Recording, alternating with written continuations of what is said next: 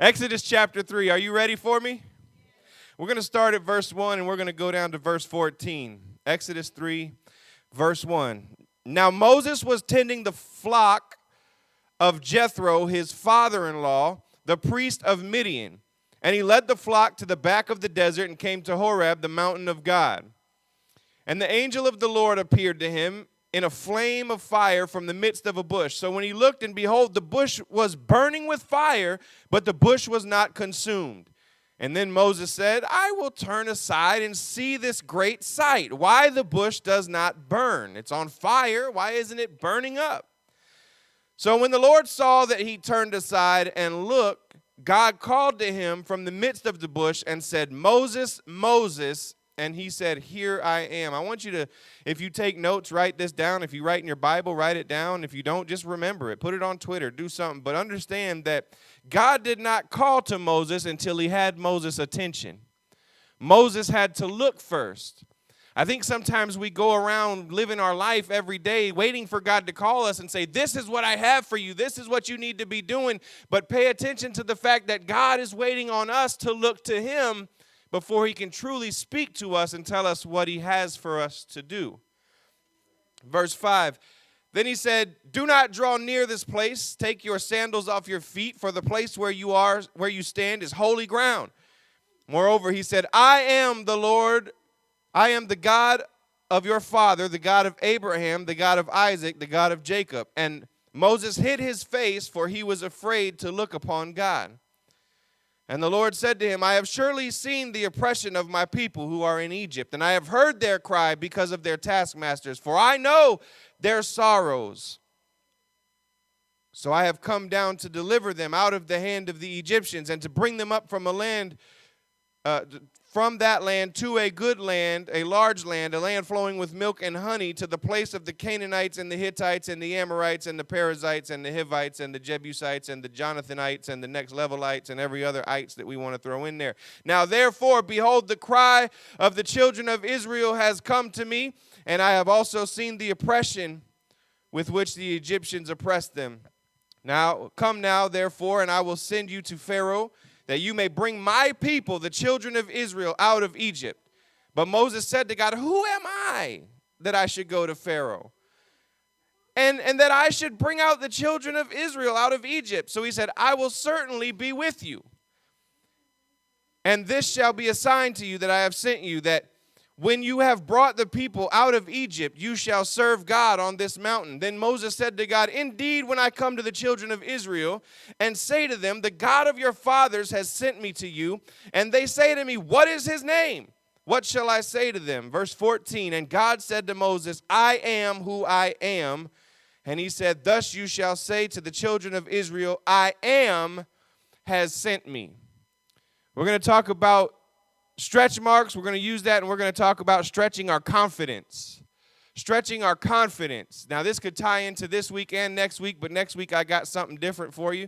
Next week is the week I've been waiting for since week 1. So next week I'm really excited about, so come back next week. But I want to talk to you about stretching your confidence today. I also want to explain to you that in this passage you'll read that God told Moses, I am. The Greek translation, the Hebrew translation of what you're reading is he called himself Jehovah. He called himself by his proper name. The Jews had such a respect for God's name that they wouldn't even write God's name down. In fact, God's name was not even pronounceable because it didn't have any vowels in it. It was just JVHW.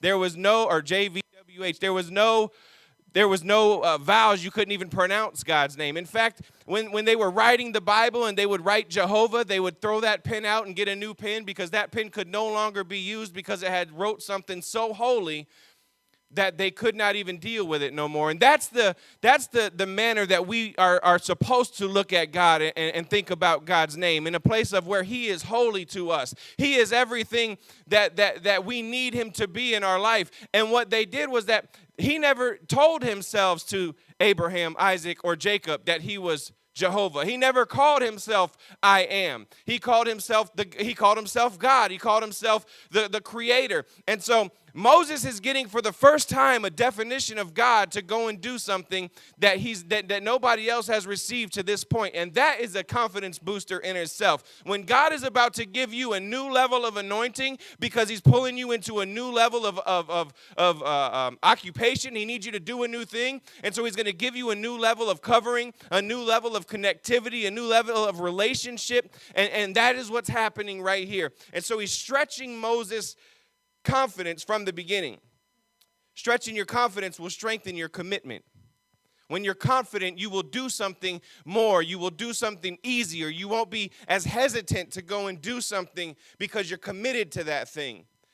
If you are more confident in an area, in a relationship, in your job, in your workplace, with your children, with your husband, with your wife, whatever the case may be, you are most likely going to do that more often and do it better. How many people would say they are not confident people?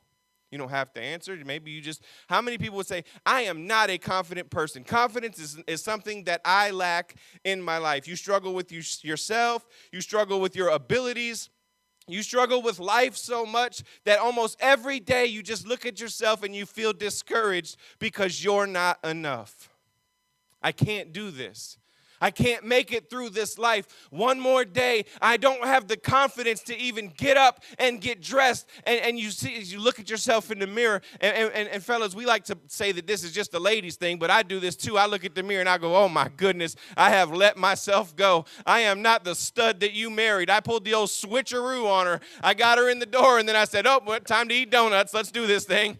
And so stuff like that, if you get too worried about the way you look, too worried about the way you sound, too worried about what you do, then your confidence will fall each and every day. But if you understand that God has created you the way you are, that you are perfectly made, that if God needed you to be thinner, you'd be thinner. If God needed you to be bigger, you'd be bigger. If God needed you to have hair, you'd have hair. If God needed you to sing better, you'd sing better. If he needed you to preach better, you'd preach better. God has gifted you exactly what you need so that you can do what you need to do, so that you can share the love of Jesus with everybody you come in contact with. You don't have to have a license to preach. You don't have to have a license to do ministry. You can do ministry in your own house with your own family. You can do ministry walking down your own street. When you see somebody older that's having trouble cutting their grass and you step in and you say, let me finish cutting your grass for you. Why would you do that? Because I want to share the love of God. I want to help you in a way that maybe you need. And I want to meet a need in your life. And I want to share that. And that is a confidence booster to God's people. But so many people are not confident at all. How many people would say that they're very confident? I am comfortable with me. I love me. I am good with me. I am my own biggest fan. I'm comfortable with my talents and my abilities, and I know exactly what God has called me to do, and I'm going to do it, and I'm going to work hard at it each and every day. That is a fun place to be if you can really get there. And I'd like to think that I live there a lot of times, but then there's a third level. People think it's either confident or not confident, but there's a third level. People are overconfident. Overconfident people are people that really believe that they are the best and that they are everything they need to be. They promote it more than they practice it. They promote their confidence more than they live in their confidence. They promote their power more than they live in their power. I have the power of God resting in me, and then something happens and you run away from it because you don't operate in the power of God. It's easy to say something without showing something. Confidence is built over time. It sometimes can come off as arrogance. You know, my brother told me one time I was coming up here to start this church, and I was talking to my brother who lives here, and he said, I said, you know, I believe I was made for great things. And he goes, that's a little arrogant.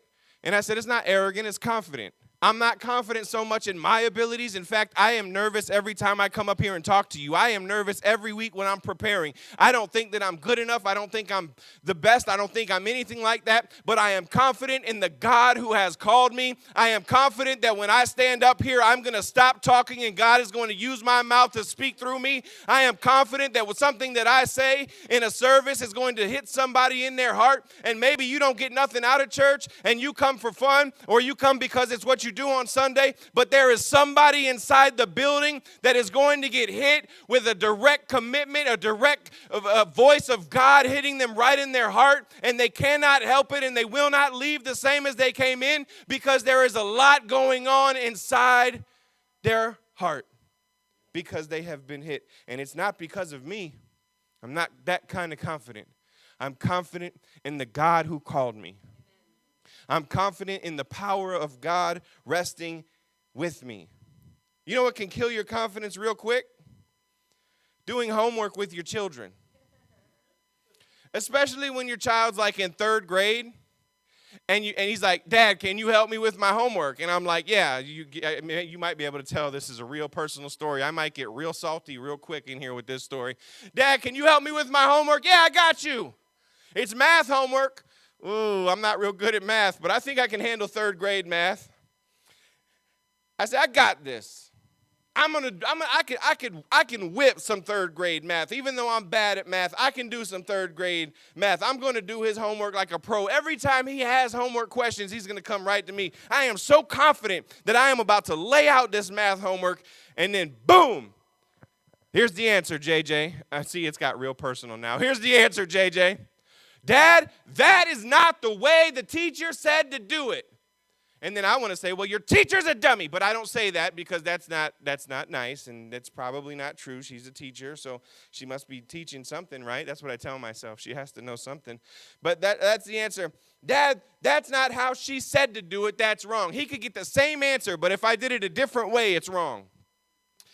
And I don't like it because then I find myself arguing with Jaden, and he's in 3rd grade, and it's because I was taught real math where 10 plus 5 equals 15, and now they're doing Common Core math where 10 plus 5 is a bubblegum flavored ice cream and a bag of Skittles, and I don't know how all that works out, but that's what happens when you add 10 and 5. And he's like, no, you got to take 3 from 5 and get 2 and multiply it times 4 and get 27 and divide it by 18. And then, no, you don't. No, you don't. You have 10 fingers, add 5 more. I'm sorry. That's not even part of the, I'm sorry.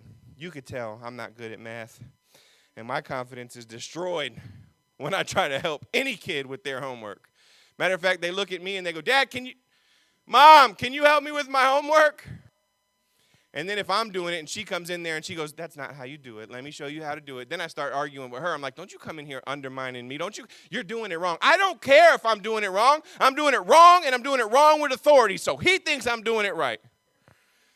He's going to get every answer wrong, but at least he's going to think I helped him with his homework. And he's going to come back and be like, Dad, what is this? Anyway, that's kind of what kills my confidence. But my confidence in school was destroyed when I was in 5th grade. Up until 5th grade, I got good grades. I had good behavior. I got like straight A's. And then 5th grade came, and my teacher decided she was going to teach me to do math a different kind of way. And it was different than the way I've always learned it. And so I was struggling with trying to get this new concept. And she yelled at me, and she screamed at me, and she was mean to me. And she made me never want to go back to school. And so eventually I didn't. I just quit. I didn't quit in 5th grade. I went through high school and quit like 2 weeks before I could have acted like I graduated. You know, like the people that act like they graduate, that walk across there and they get a rolled up piece of paper with nothing on it, and they're like, thank you. See you in summer school. I could have done that, but I didn't. I decided I didn't need that. My confidence had been so beat up in my academic career that I just decided it was best just to quit. Nothing good can come from this. There's no need to stay here. And my confidence was beat up. My confidence was so beat up that I stopped doing that. I stopped trying. I stopped caring. In fact, even when I went to school, before I stopped going altogether, I went just to hang out. Classes just got in the way.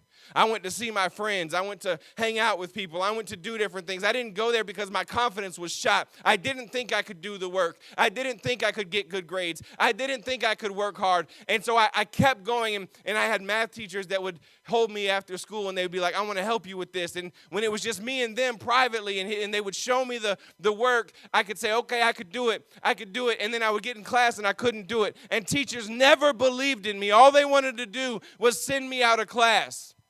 They told me I was a troublemaker. They told me I was never going to do any good. They told me just to stop trying. They told me negative things. My teachers didn't believe in me academically, and they didn't believe in me personally. They thought I was a failure and a troublemaker. In fact, I was at school one day picking up my brother at the middle school. We lived by the middle school. I was at the middle school picking up my brother.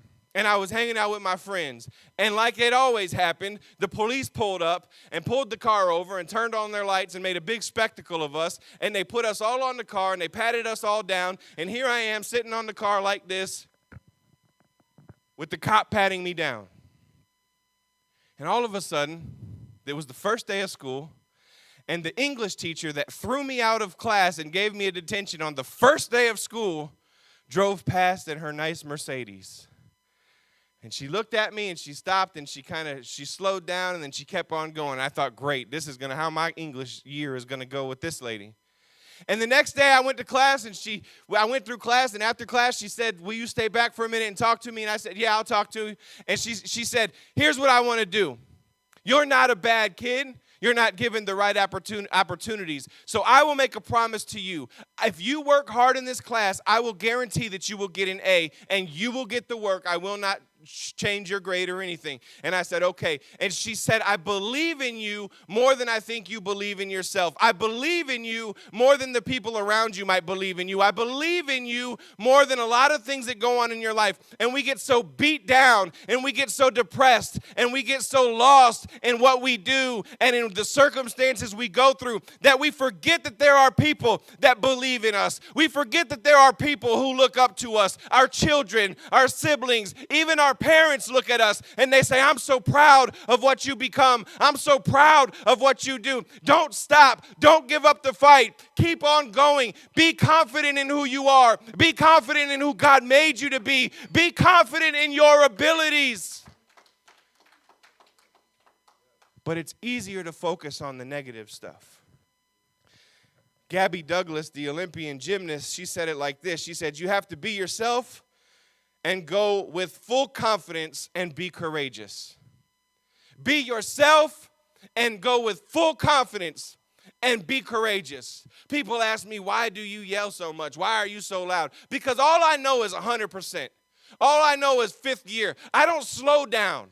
I go hard because I've made it in my mind that I'm going to go hard. I'm going to work hard. I'm going to be the best that I can be. And it's not going to be if I don't succeed in a certain area. It's not going to be because I didn't try. It's because I am going to be me and go with full confidence. I can't worry about everything being perfect in here. You can go to some churches where everything is perfect. There's not a piece of trash on the floor. Everybody's clothes is dressed nice. Everybody's stuff looks good. Nobody's sweating. Nobody's using bad grammar. Everybody's speaking like a perfect English dictionary, and everybody goes in there and it's full, packed from wall to wall. But this ain't that place. I'm going to make some mistakes. I use bad grammar. I might not always be dressed the way you want me to dress, but I will promise you one thing. I will give you 150,000% of the ability that God has put in me, and I hope and pray that it touches you. But if not, all I can do is be me and be courageous and go 100%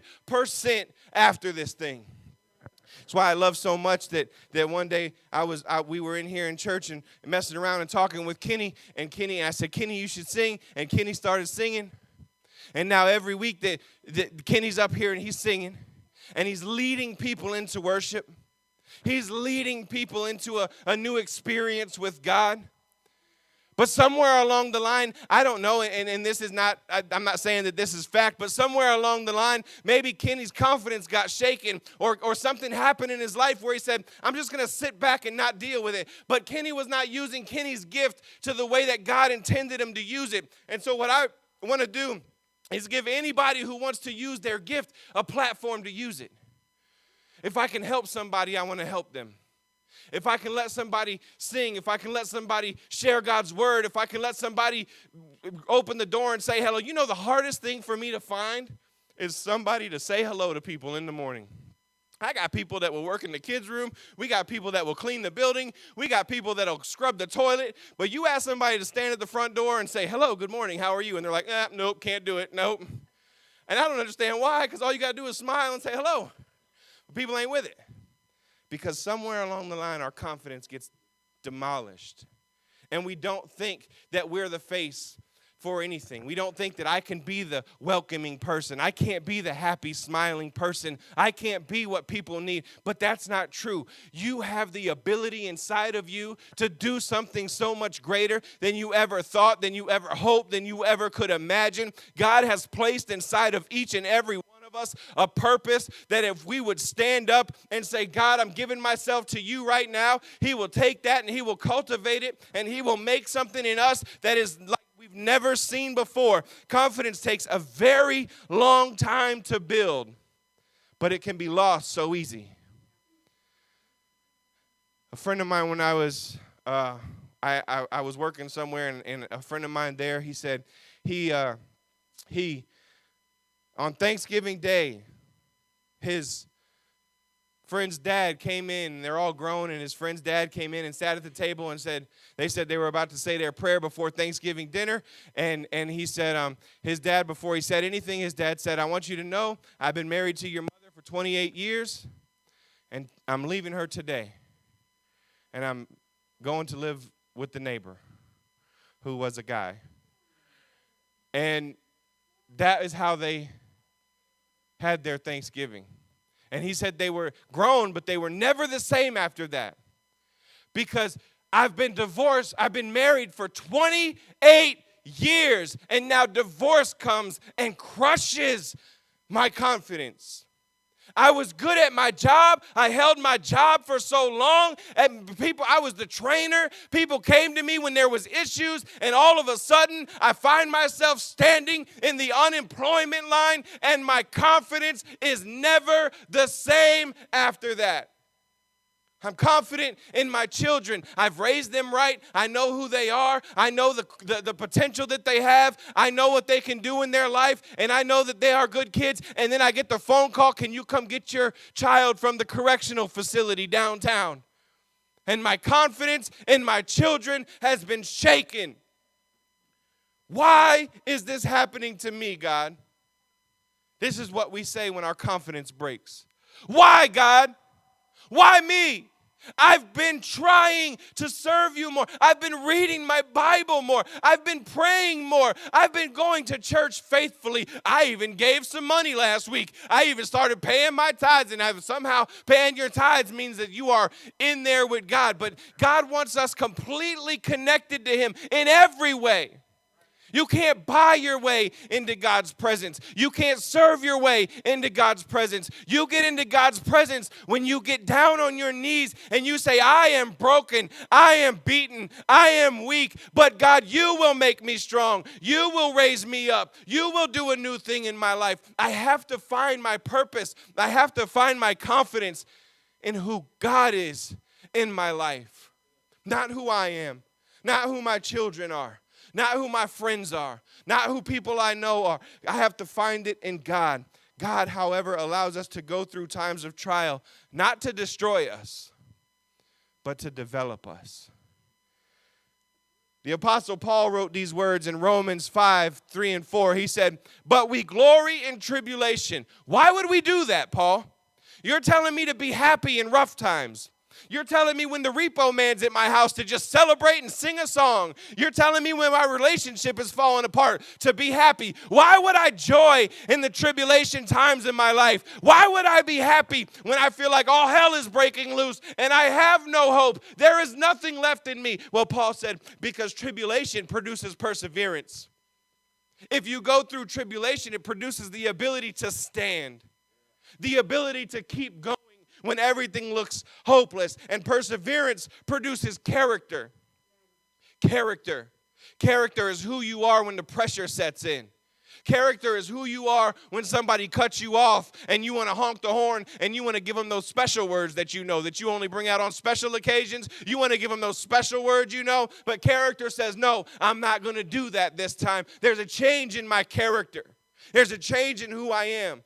And character produces hope. And he goes on and says, hope does not fail. So where do you get hope? Where do you get character? Where do you get the ability to persevere? It all starts from the same place. Trials, tribulations, struggles, bad times, that's when you learn to stand up. That's when you learn to walk through the storm. That's when you learn that God is on your side, even if everybody else is against you, even if everybody else falls away. God is right by your side. Hope might get weak. Hope might not always show up strong in your life. Hope might get weak. But where I am weak, God remains strong. Where I am weak, God remains powerful. Where I am weak, God says this is just the beginning. You might have your end right here, but God says this is where I'm just getting started. I know it might look like everything's going crazy for you, but I'm just getting ready to go into this thing. So don't lose hope yet, because hope never fails. And he continues to prove it. He continues to say, strength to fight through your darkest times is what God gives you when things are weak. He gives you strength to fight through your darkest times. I don't know why I'm going through this. I don't know why this is happening. I don't know how to get out of it. I'm stuck here. God, I feel like you don't care about me. I feel like you forgot about me. But strength to fight through your dark times is exactly what he gives you. Strength to work through your depression. Strength to work through your depression. Strength to get up after you fall. That's the hardest place to get up. God, I've fallen. God, I'm not the person you made me to be. God, I made mistakes and I fall. God, I looked at something I shouldn't have looked at. God, I went someplace I shouldn't have went. I said some things the other day that I shouldn't have said. God, something has happened in my life and I have fallen. Can you still be strong for me? Can you still be strong in my life? Can you still be strong when I feel like hope is gone? Well, that's easy for the Apostle Paul, right? He's better than me. He's an apostle.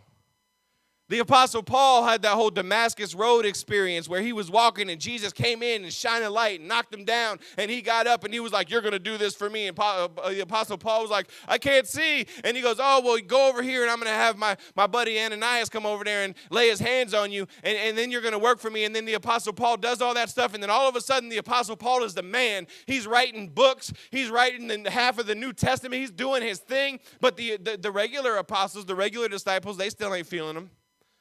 He still can't hang out with them.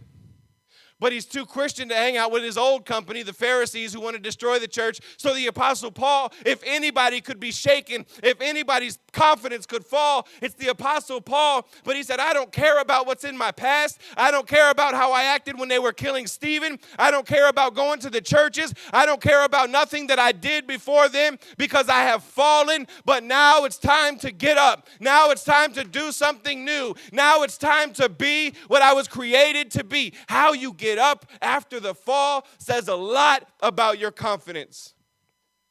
That's true. He did have that experience. But so do we. And it might look different. It might not sound the same as the Apostle Paul's. God might not say the exact words he said to you. God might not even speak to you like that at all. But Jesus will encounter every single one of us at some point. He will encounter everybody at some point. The Apostle Paul received him when he came. The choice now is, what do we do when Jesus knocks on our door? What do we do when Jesus is looking at us? How do we deal with the fall afterwards when Jesus says, get up and come with me? Get up and keep praying. Get up and follow me. Get up and carry your cross. I don't want to carry my cross. That thing is heavy. That is painful. I was better off before I even started this Christian journey. I was better off before I started to volunteer. I was better off before I started to get involved. I was better off when I was sitting at home watching TV and chilling. And then I come to church and all of a sudden all hell breaks loose in my life. That's because now you're an enemy to the enemy. Now your confidence is being built. Now God sees that you're doing something, and you have now woke up hell to the fact that you are not going to sit back silent no more. You are going to do something for Jesus. You are going to share something. You are going to be something that he never thought you would be, because he could hold you down. So the truth is, do we run to Jesus or do we run away from Jesus in our trials? I've had so many people come to my office or come to some place at different churches and I'd say, how come you haven't been around? And they'd say, well, I'm just going through a real tough time and I just don't think church is the place for me right now. And my response is always the same. if you're going through a real tough time, the church is always the place for you. It's not that the sermon is going to shake your life and that all of a sudden you're going to walk out and the angels are going to carry you home and you're going to land in your bed with your fuzzy slippers on, laying down in a pillow, and your bed's going to feel like soft, fluffy clouds. That's not what's going to happen. But you're going to still go through your trial, but you'll go through it with somebody. You'll go through it, first of all, with God by your side, standing there, being strength in your weakness. But you'll also go through it with people that you can call, that you can say, will you pray for me? Will you help me with this? Do you think you can give me a ride? Do you think you can help me get through this issue in my life? You need God, but you need God's people the same when you get into these trials. So the question is, do we talk at God, yelling and angry and mad? You know, when me and Chastity first got married, we would argue. We still argue, but the arguments are much more controllable now. But we would argue, and she would talk. She calls it passion. I call it yelling. And she would be like, well, you don't do the dishes the way that my mom showed me how to do them. I'm like, they're clean, ain't they? Shut up. I didn't say it really like that, but you can get it. It wasn't far off from that. And then I would start yelling, and she would be yelling. I would start yelling, and she would go, why are you yelling at me? And I said, because you're yelling at me. And she said, I'm not yelling, I'm just passionate. Which was Chastity for, I can do it, you can't. No, I'm just joking. She's like, don't you. But when we go to God, do we go to God argumentative and saying, God, why is this happening?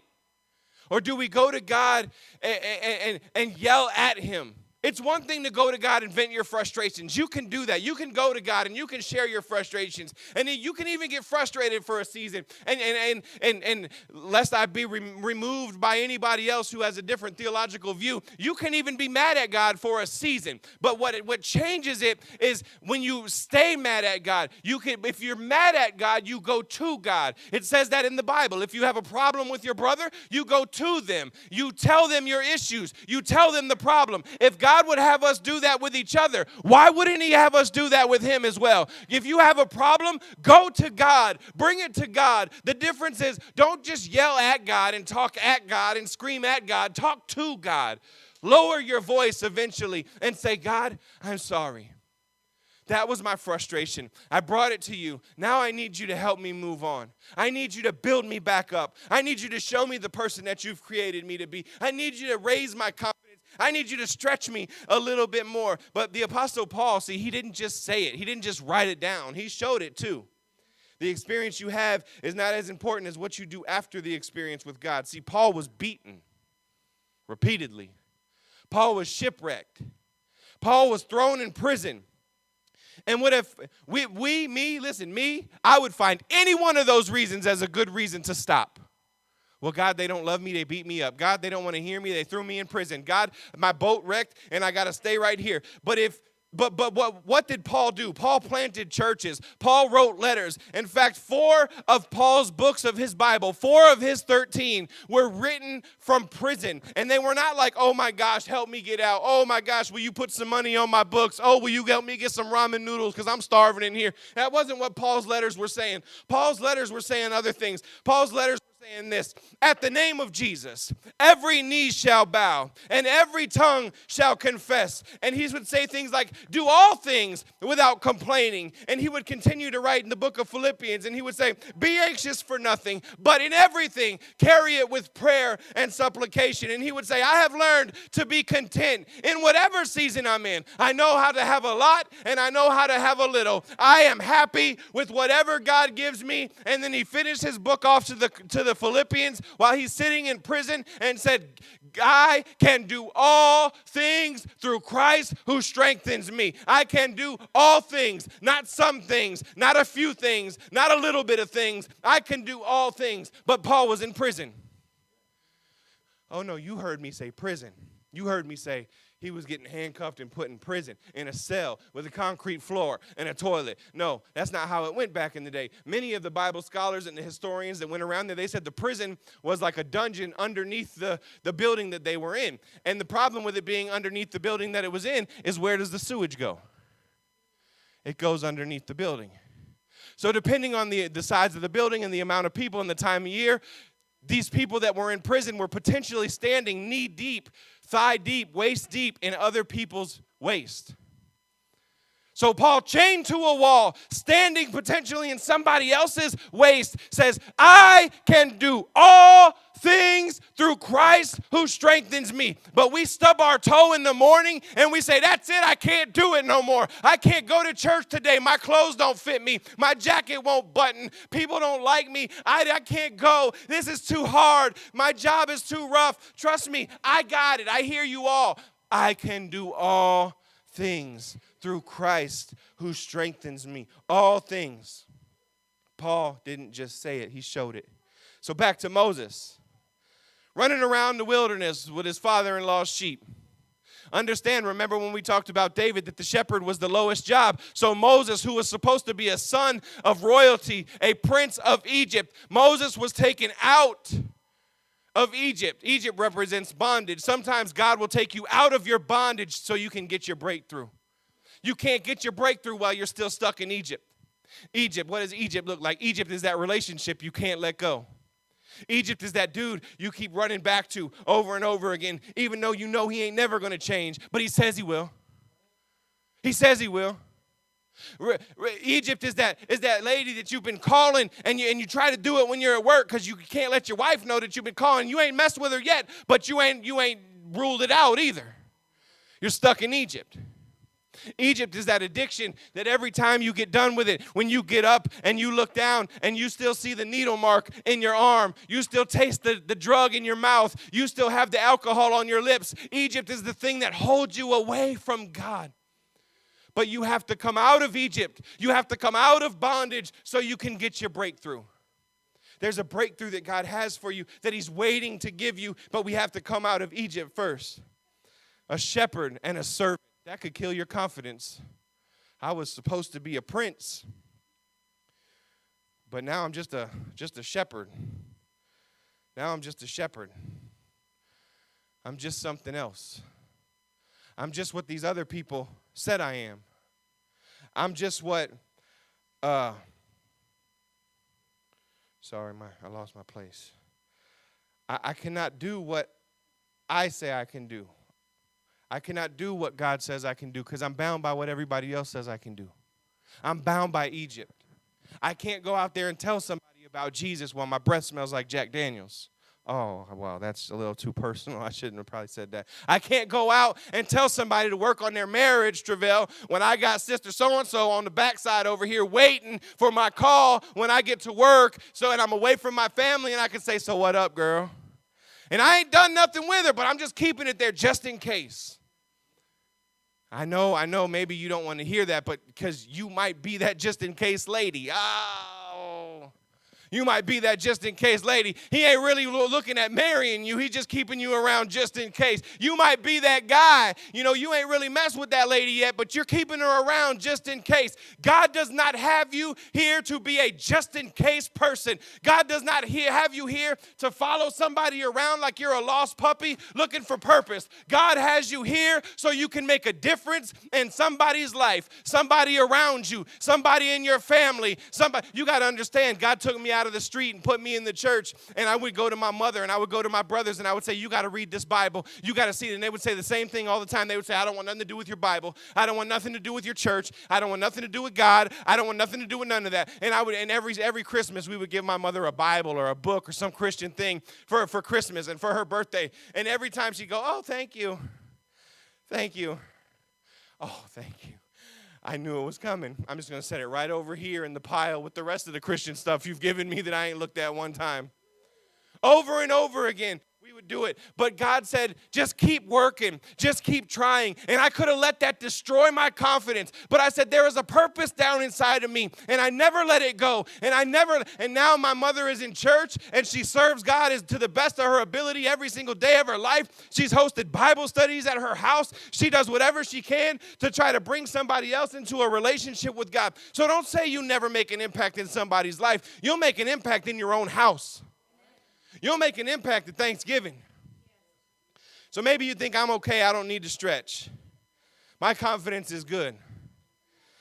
What do I need to stretch for if I'm ready? Stretching does a few things for your confidence. I'm going to give you these things and we're going to shut it down. If you write it down, these are good things to write down. Number one, the first thing that the stretching does is stretching your confidence is formed in the fire. Your confidence is formed in the fire. Your confidence is formed in the trials that you face, in the struggles that you go through. So we get into verse 3 and Mo says, I got to go check out this bush. It's burning, but it's not getting consumed, Jessica. Are you serious? This thing is on fire, but it ain't burning up. So Mo goes and checks it out. Mo is Moses. I gave him a nickname, like I do. So Mo goes and checks it out. And all of a sudden, God realizes I got his attention. And he says, Moses, Moses. He tells him to do two things. He tells him, first of all, to stay back. But I thought the point was to get closer to God. It is. But there will always be a separation between God and us because God is perfect. God is holy. Even in your perfected form, when you pass away and you go to heaven to live eternally with Jesus as your Savior, even then there will still be a separation between you and God because he is perfect. He is holy. And so you should strive to get as close as you can because you will never be able to reach that. But being as close to God as possible, look as much like Jesus as you can. People get so hung up on Jesus was white, Jesus was black, Jesus was Jewish, Jesus was holy. Jesus was the Son of God. Jesus is what we should strive to be in our life. It doesn't matter what Jesus looked like. It doesn't matter his skin complexion. It doesn't matter if he had short hair or long hair or no hair, if he had a beard or a goatee, or if he wore a robe, or if he wore like the Pharisees did, or if he dressed like every other fisherman in the block. It doesn't matter. What matters is that we strive to be pure, we strive to be holy, we strive to love like Jesus did. We got to stop focusing on the wrong part of Jesus. And Moses looks at this bush and he says, I can't believe it. It develops it, but it never devours it. And you think God is tearing me up with this fire. I'm walking in some fire right now, and God is tearing me up. No, the fire you're in or the fire that's in you is not to destroy you. It's to develop you. It's to show you a new thing. It's to bring you to a new place like he did with me. The fire burns in me. But the second thing that fire talks about is purification. If you watch any survival show and they go somewhere and they'll say, now we found some water. Like the search is like, I love these survival shows, and the search is always the same. It's like, let's find water. That's number one. And then they find water, but they can't do nothing with the water most of the time because the water is full of impurities. So the first thing they have to do is take it and put it over the fire and boil it because the fire gets rid of the impurities. And what that says to me is any small impurity in your life is killing your fire. It is killing your passion. It is killing your joy. It is killing your confidence. The smallest impurities in our lives will destroy what God is trying to develop. The fire purifies your life. The second thing that the stretching does is the stretching is revealed in relationships. Look at verse 5 and 7, 5 through 7. He says, draw near, take off this. And then you get down to verse 7, and he says, I've surely seen the oppression of my people. I've seen the oppression of my people. I think I'm pretty good at doing this. I think I'm pretty good at looking at somebody and knowing if they're having a bad day, if they're having a bad time, if they're unhappy, if they're having a rough season. And so I tend to do the same thing all the time, and maybe some people don't like it, but it's just me, and I'm probably not going to ever change it, so... Come here, Travell. Come here, man. Sit down right here. Sit up here with me. You're going to help me for a minute. Just sit right here. Everybody clap for Travell. Yeah. I almost called you Terrell just then. All right. So I look over, and I see Travell sitting there looking unhappy. You can't smile if you're looking unhappy. Put your head down or something. Okay. And Travell is going through some issues in his life. And my job now becomes, I gotta get my mind ready to get up and share the word. I gotta get my heart needs to be right. I need to be focusing on worship, which they do such a great job of bringing us to. But then I look over and I see Travell. And at that moment, I can't stop focusing on what I'm doing, or I can't keep focusing on what I'm focusing on because I see a need over there. And so I walk over to Travell, and everybody's paying attention, and everybody's doing what they're doing and singing and not looking at nothing that we're doing. And I kind of say, Travell, I noticed that you don't seem to be yourself today, man. And he's not smiling, and he's looking down. And I say, Travell, I'm sorry, man. Is there anything I can do? Can I pray with you? Most of the time, people say the same thing. Nah, I'm good, just tired. Liar. Sorry. Most of the time, people say the same thing. But I don't take that for an answer. I'm like, no, you're going to tell me. I'm like that pushy uncle at the barbecue that takes your ribs and then doesn't leave you alone. He's like, what else you got on that plate? I'm like, I want to know everything you got. What's the matter, Travell? Because Travell and I have a relationship. When something's off with Travell, I can look over there and tell.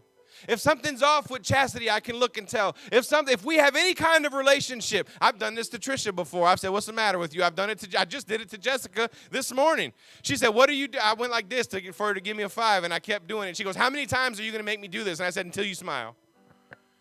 Because I think that relationship is the key to stretching your confidence. If you have somebody in your corner that believes in you, that is willing to see something great in you and willing to give you a shot to do what you need to do, then that is God building something inside of you that has been lost for so long. So when I say, if you want to serve, come see me and I'll put you a place to serve. I'll make a position up for you if I have to, because that is what people do to get confidence built. You do something, and confidence is seen in your relationship. It's revealed in your relationship. Thank you, man. You can sit down now. You can stay there if you want to. You're cool. Just chill out. My relationship with Chastity, my relationship with the boys, my relationship with the church, my relationship with you. The confidence in you is revealed by who you allow in. The most important person you can allow into your life to strengthen and build your confidence is Jesus, first of all. Because he will never lead you to do something you can't do. God said, I heard my people. I heard my people. Never let the enemy tell you that God doesn't hear your cry. Never let him tell you that God doesn't listen to you. Never let the enemy tell you that you're not good enough or that God doesn't want you. Because when you hit your knees and you cry out to God, God is there to forgive. God is there to come into your life and to fill you up in new ways that you never thought you could be filled before. Never let the enemy tell you that you're not good enough. The last thing is the stretching is always constant in connection. Who are you connected with? What are you connected to? Verse 13 and 14, Moses said, who should I tell him? Who should I tell him is sending me? They're not going to believe me. I tried to step in once before, God. Remember what that got me? I killed somebody and ran away. I'm probably not your guy. And he was talking to him like this. He was like, God. I don't remix. Don't talk well. We'll talk more about that next week. Moses was focusing on his issues and not God's power. And if you always focus on your issues, you'll always be short. But if you say, God, these are my issues, and I know you can change them, then God will. He said, who sent me? And God said, I am. You tell them, I am sent you. Now we hear I am, and we think you sound like you got a mental problem. Who told you to come pick this up? I am. That's not the right answer to the question. That doesn't even make grammatical sense. I said, who sent you? You said, I am. I didn't ask you what you are. Who sent you? But what God was saying is you tell them Jehovah. You tell them the holy God. You tell them the king of the earth. You tell them I am sent you. You tell them I am sent you. And we get crazy and we remind ourselves more of who we are than who he is. We have to remember that he is the I am. He is the Alpha. He is the Omega. He is the beginning and the end. He is the life. He is my hope. He is my strength when I am weak. Who sent you to do this? Who told you you could live? Who told you you could be happy? Who told you you could be successful? Who told you anything in life? I am told me. He told me that he died for me. He told me that he saved me. He told me that he changed me. And he told me that I'll be completely different when I get into his presence. Who sent you? I am. And we think I'm better than this. It makes me think of the prodigal son. When he was connected to his father, he had everything. But when he left, he only had a limited supply. And we think, I want to go live the way I want to live. And then we lose our limitless potential. See, the prodigal son, his connection was more important than his condition. Because conditionally, he was living in a hog pen. Conditionally, he was eating scrap. Conditionally, he was in a place he should have never been. But with his connection to his father, he said, if I get up, the Bible says he came to himself, and he said, if I get up and go back to my father's house, he recognized his connection. Let me finish with this. I'm done. I'm going to give you this last thing, and we're done. There is more good news to this story. It's not just that God's going to stretch your confidence. It's not just that God is going to do something new in you. It's not just that God is going to change you, but there's something even better. After they have this little conversation, in the middle of their conversation, verse 19 and 20 happens. And God says, but I'm sure the king of Egypt will not let you go. Not even by a mighty hand. So I will stretch. There's my word. I will stretch out my hand. Did you know that your stretching is connected to his stretching? That when you're stretching in your own life, God's hand is stretching out over you. And that what you're trying to walk through, God is stretching out to protect you from. Like we talked about last week, how he was stretched. But it gets better than that. Verse 20, he says, I will stretch out my hand and strike the Egyptians with all my wonders. And then you go down to verse 21, and he says, when you go out, you shall not go empty. When you go out, you shall not go empty. What he's saying is you're not leaving the same way you came in.